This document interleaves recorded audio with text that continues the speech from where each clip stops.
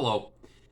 The chief antagonists that are trying to destroy the rediscovery of Noah's Ark comprise individuals that are associated with the PKK, or the Kurdistan Workers' Party, a Marxist revolutionary terrorist organization that is renowned for killing civilians, especially women and children, in order to destabilize the government of Turkey.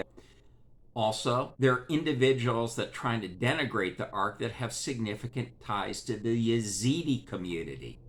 These are the early brand of Satanists that worship Melitz, or the peacock angel, that many in Islam, Christianity, and Judaism ascribe to the devil. Also, secularists and secular academics are very against Noah's Ark discovery, simply because it threatens their majority and dominance over Western thought.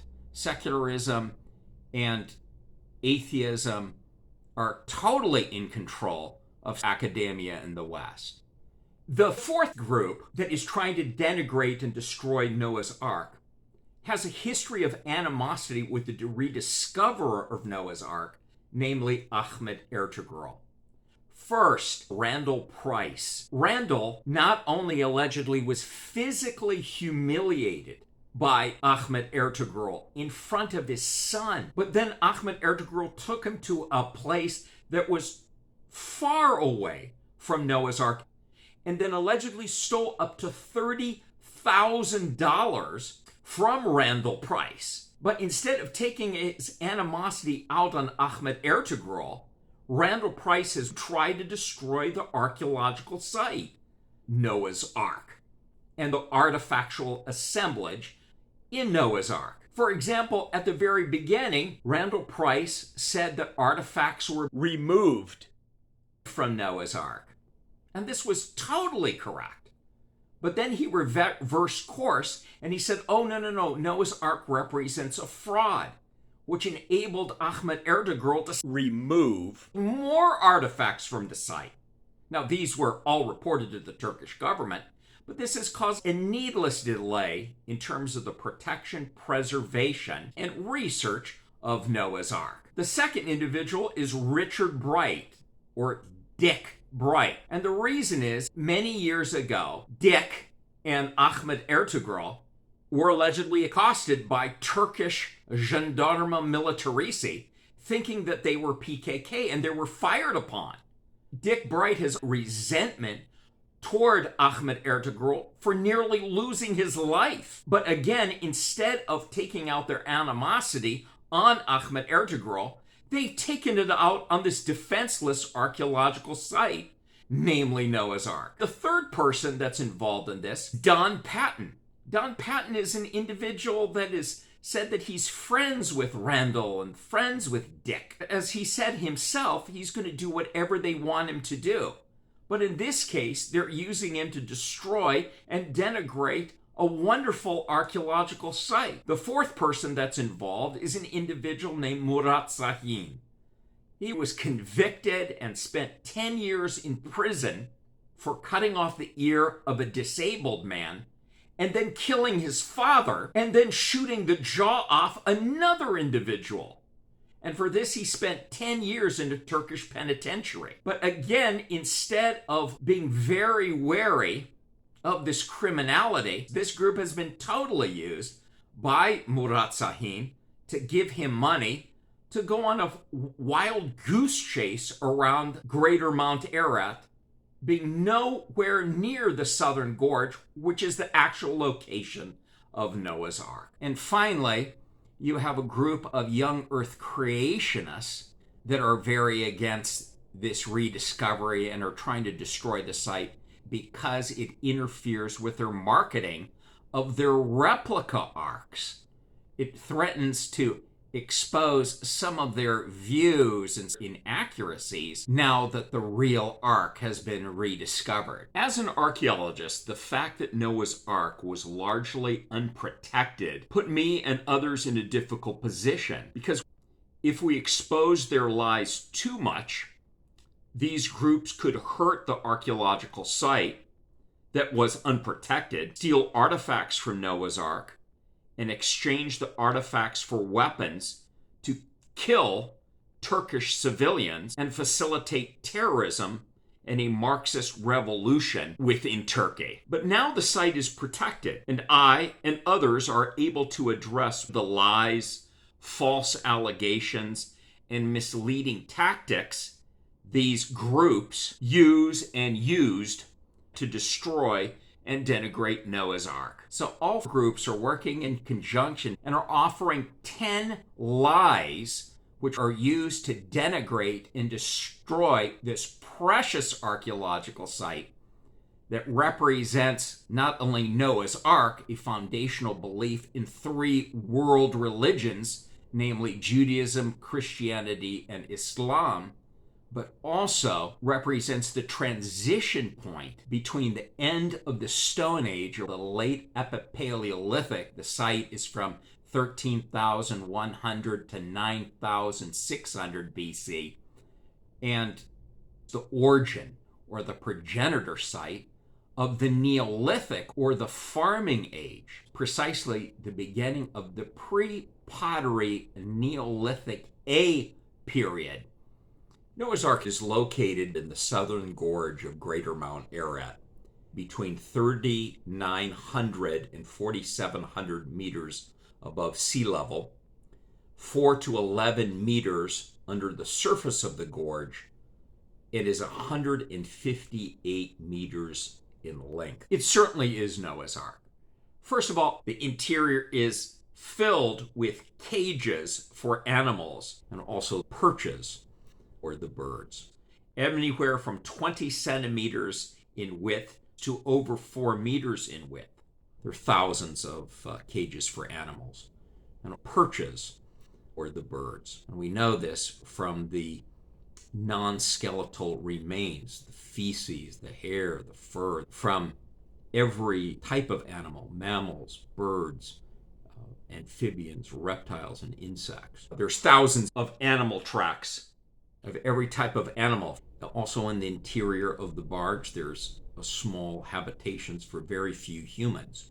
And one of the notable characteristics is all the furniture is adhered to the walls. There's no free-floating furniture. It's all attached to the walls, similar to modern barges or other vessels, to prevent the furniture from being a safety issue during rough seas.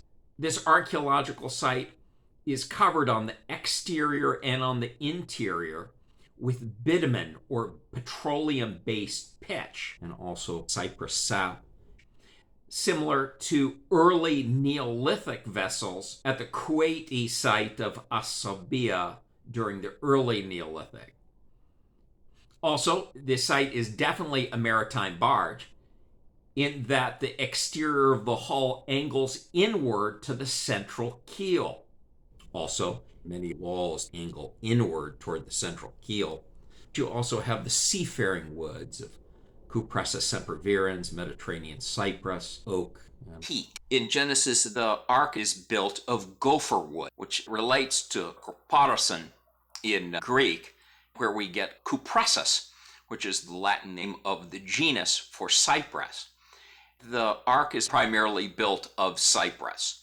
The planks on the exterior are not only aged, but also were subject to tremendous stress.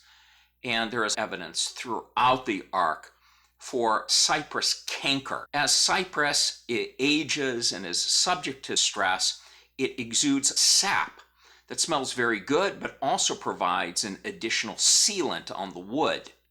The other woods that are present in Noah's Ark are oak, and in a minority of instances, teak.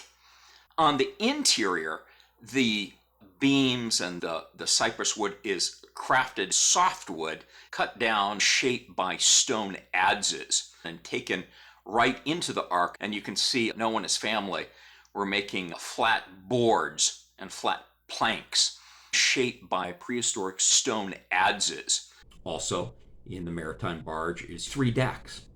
barnacles are found on the exterior of the hull. There's cross beams throughout the different elevations of the walls to keep the hull intact. Also, there's maritime joinery, specifically coke and dowel or mortise and tenon joinery throughout the vessel.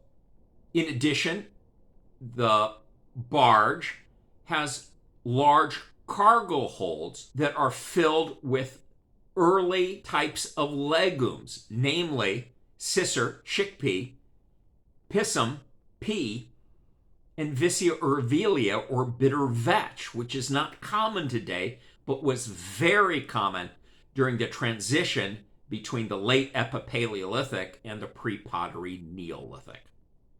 The huge cargo holds are lined with bundles of wattle, tree stems, also lined with clay to act as an early desiccant to prevent moisture from building up in the cargo holds. Another feature is the sloping ramps that lead up and down to the thousands of cages for the different types of animals, and also the perches for the birds. And here there's an archaeobotanical assemblage that is just stunning, representing all the proto and pre-domesticated forms of the cereal grains that comprise the late Epipaleolithic, early Neolithic diet. The site accommodates all the requirements, all the criteria that are mentioned in Genesis, chapters 5 through 10, and also by the Babylonian scholar Berosus. Now that the site has been separated, it was 158 meters when it was together, but is now in an area that covers 2 stadia in width and 5 stadia in length, following the requirements of the Babylonian scholar Berosus. Also, according to Josephus, a Jewish Roman historian, Noah's Ark is braced with cross beams throughout the interior and has plenty of evidence for bitumen on the vessel, which Josephus says is that people took the little bits of bitumen to make talismans during classical times. The site also fulfills one of the mentions in an account associated with Alexander the Great, in that during the summer, the site is located in the midst of an expanse of water when the glacial ice melts in pools at the bottom of the highest plateau in the southern gorge. Also in the Quran, Muhammad mentions the vessel confronted waves as high as mountains.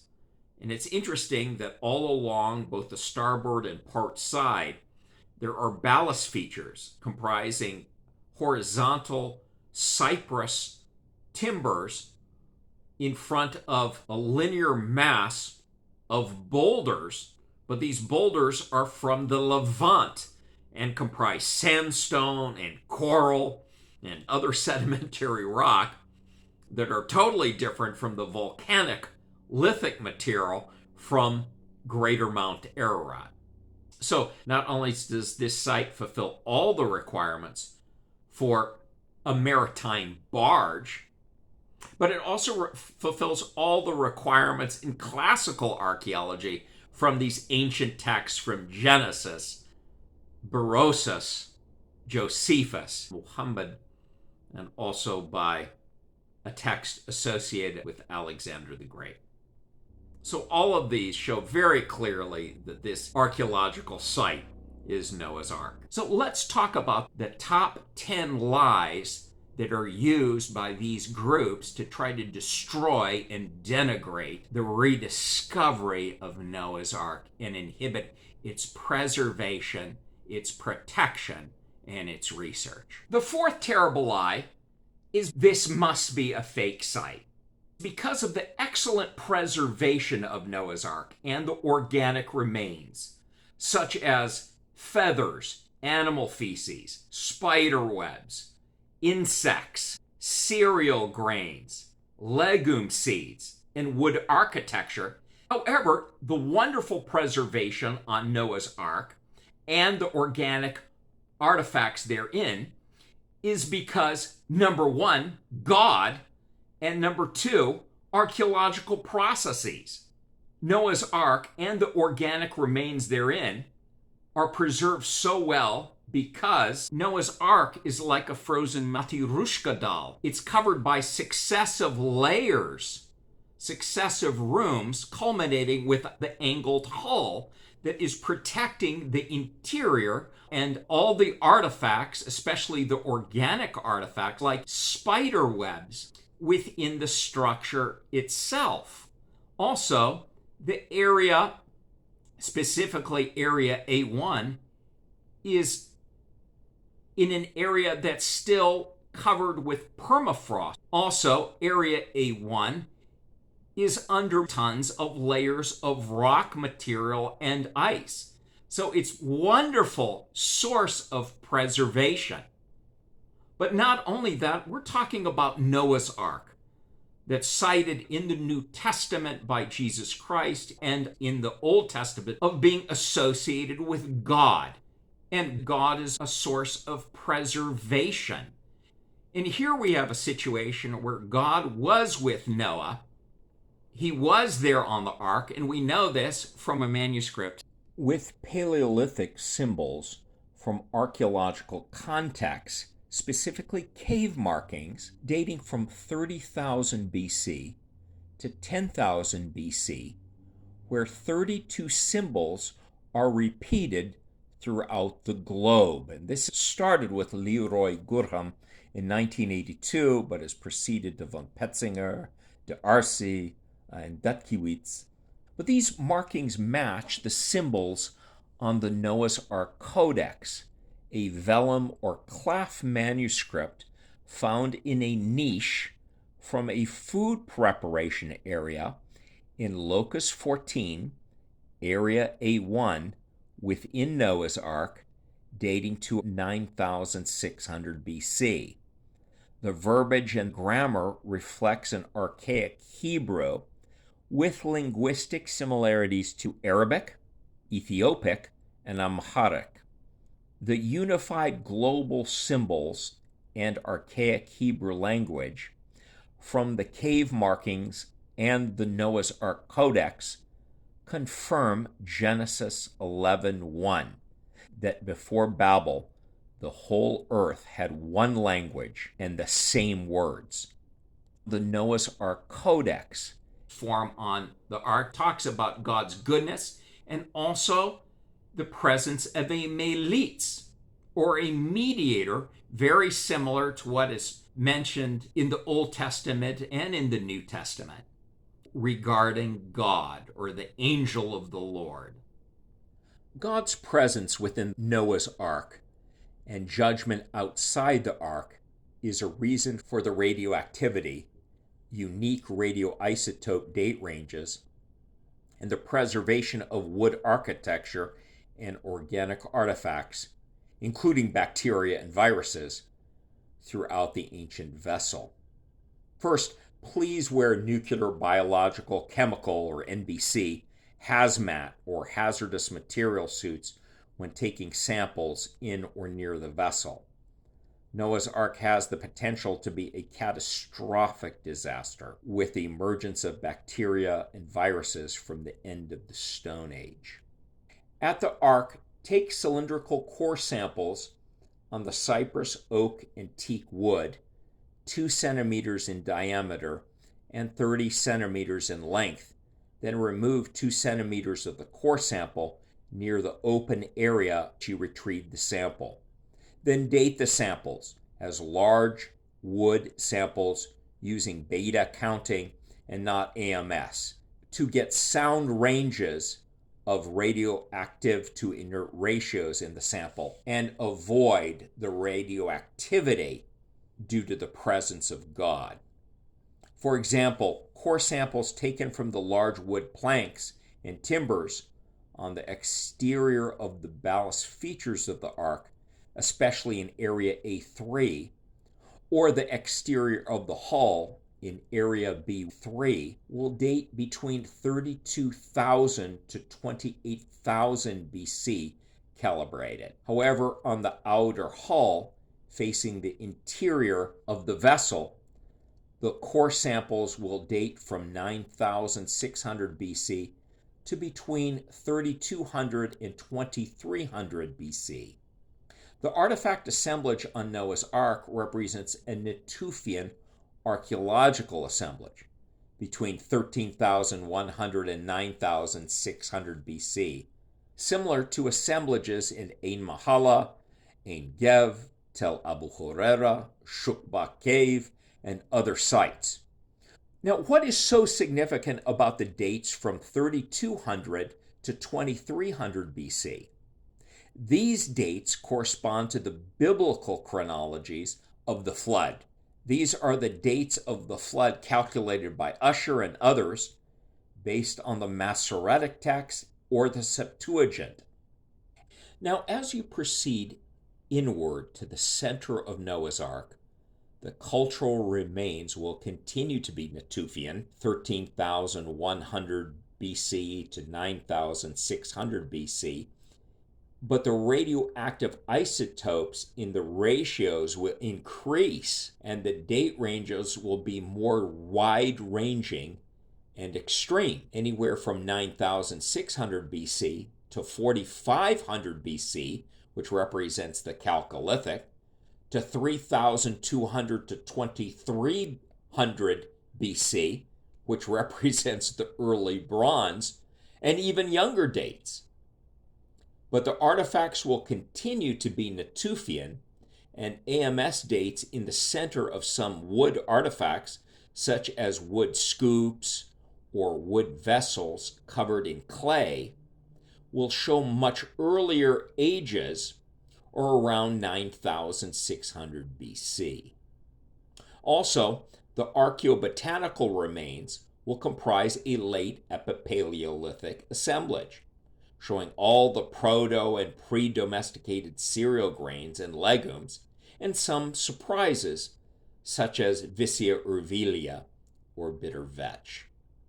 As you proceed to the interior of Noah's Ark, the radioactive isotopes will increase.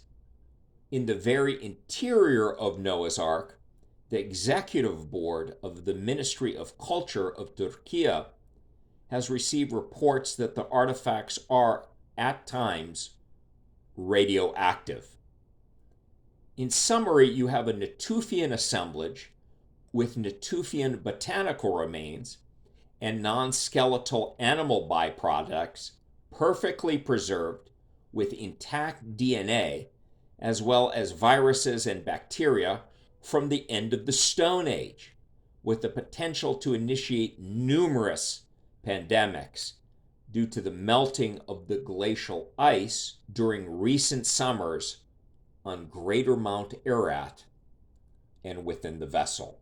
The radioisotope data show that God and the angel of the Lord, Jesus Christ, was there with Noah in the ark and continues to visit the ancient barge.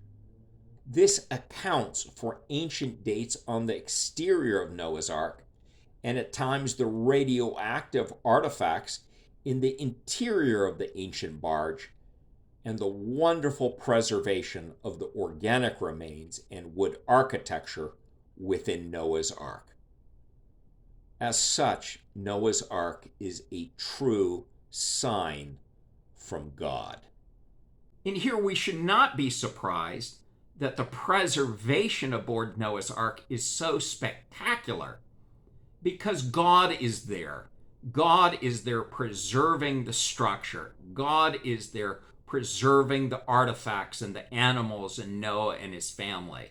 God is there tamping down the microbes and acting as an antifungal and antibacterial and antiviral agent, because he's emanating radioactive isotopes to protect Noah, his family, and the individuals aboard the ark. God was directly helping Noah, his family, and the animals, and at times continues to be present in the ark, sometimes in the form of a Melitz, a mediator, referring to the angel of the Lord, now revealed as Jesus Christ, God is releasing radioactive particles, preserving life and the organic artifacts, and preventing decomposition. God was radiating Noah, his family, the animals on the ark, the food, and the human-animal byproducts. Today, irradiation is a preservation technique and uses ionizing radiation like gamma rays or X-rays or electron beams to kill viruses, bacteria, mold, and insects, extend shelf life, and prevent the spread of diseases. Also, God's radiation is occurring within Noah's Ark because all the chickpea seeds are white or nearly white. Radiation causes chickpea seeds to turn white. Chickpea seeds that are in situ inside the ark, such as in cargo holds in Locus 3 or Locus 8 in Area A1, are either white or nearly white. Specifically, God is using either high voltage induced dielectric heating, low dose X-ray irradiation, or gamma radiation, which all cause chickpeas to turn white. God's emanations also induced microbial reductions, reduced the hardness of chickpeas, which was beneficial for Noah and his family for boiling and grinding chickpeas, and enabled the faster nutritional processing of chickpeas by Noah, his family, and the animals on Noah's Ark. The enemies of Noah's Ark denigrate the white pellets on Noah's Ark, but these foes do not know what they are or their significance. These artifacts show that God is irradiating the wood architecture, organic artifacts, and Noah and his family, causing the sisser, or chickpea seeds, to turn white. By doing so, God controlled pathogens in the foodstuffs, inhibited the sprouting of produce in the cargo holds of the ark, and eliminated insects in the grains and fruits without forcing Noah to use heat or chemicals. By irradiating life and organic artifacts, God eliminated microbes, pathogens, bacteria, viruses that would otherwise riot in the tons of animal feces and animal byproducts aboard the ark. Further, God is continuing to visit Noah's Ark. Hence, on occasion, the artifacts within the ark are radioactive, and all caution must be used in the interior of the ark, especially the wearing of NBC or nuclear, biological, chemical, hazardous material or hazmat suits. The problem for archaeologists, we must now do rigorous stratified sampling of radioisotope dates. I recommend using core samples 30 centimeters in length, 2 centimeters in diameter, and then removing the exterior 2 centimeters closest to the exterior surface. Then submit the samples for large sample size radiocarbon dating, showing the ranges of radioactive to inert ratios, and also avoid AMS dates due to the impact of God's presence within the ark. And by doing so, God enhanced the preservation of the ark, allowing archaeologists and lay individuals to be able to examine and observe God's goodness and God's preservation of Noah's Ark until this modern period. In the New Testament, Jesus said that just as in the days of Noah, so shall the coming of the Son of Man be. In essence, Noah's Ark represents a sign, a modern sign of the return of God. Also, the Quran mentions that Noah's Ark would be a sign to the world, a sign to the age.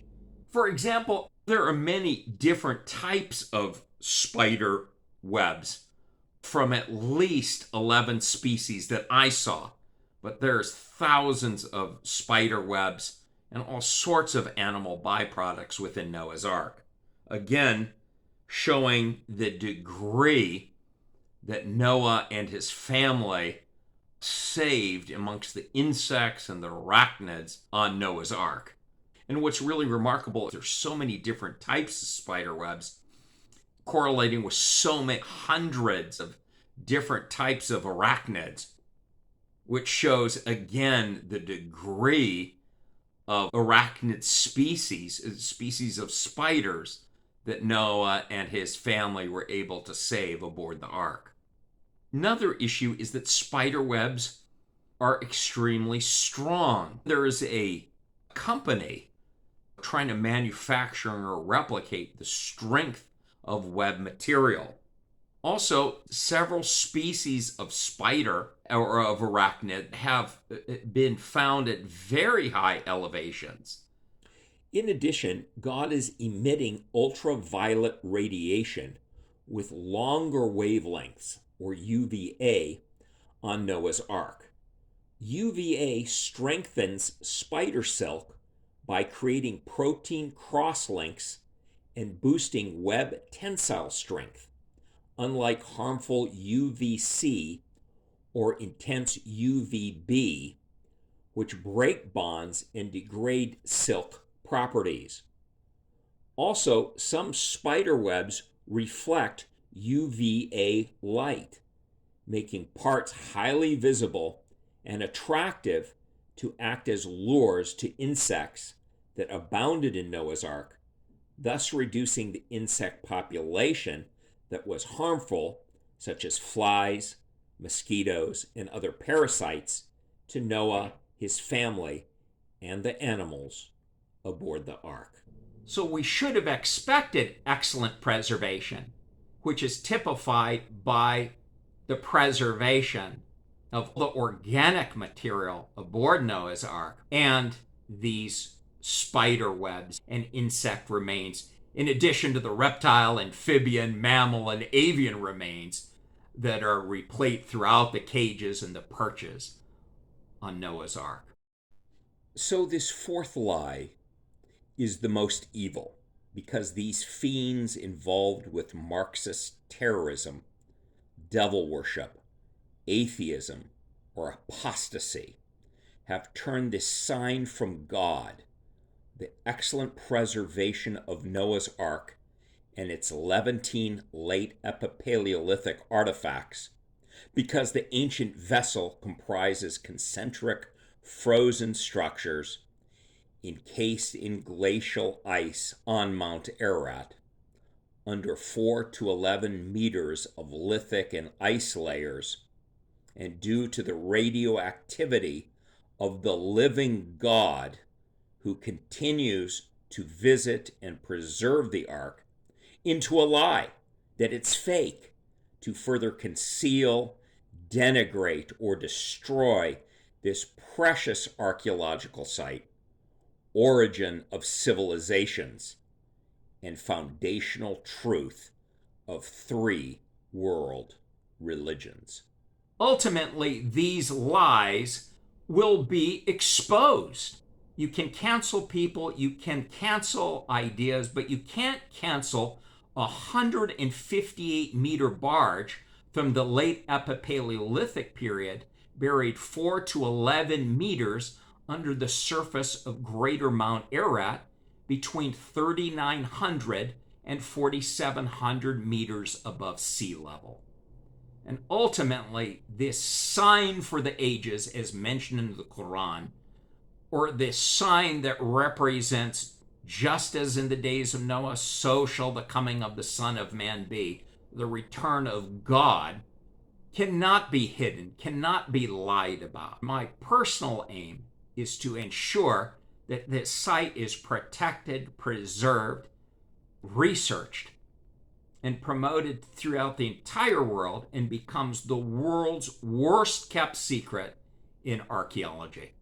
And I hope you do your part to protect, preserve, research, and promote the rediscovery of Noah's Ark, a site that is valuable to three world religions, namely Judaism, Christianity, and Islam, and represents the transition point between the end of the Pleistocene and the beginning of the Holocene, the end of the Stone Age and the beginning of the Farming Age, the end of the late Epipaleolithic period and the beginning of the pre-pottery Neolithic period, and the origins of civilization.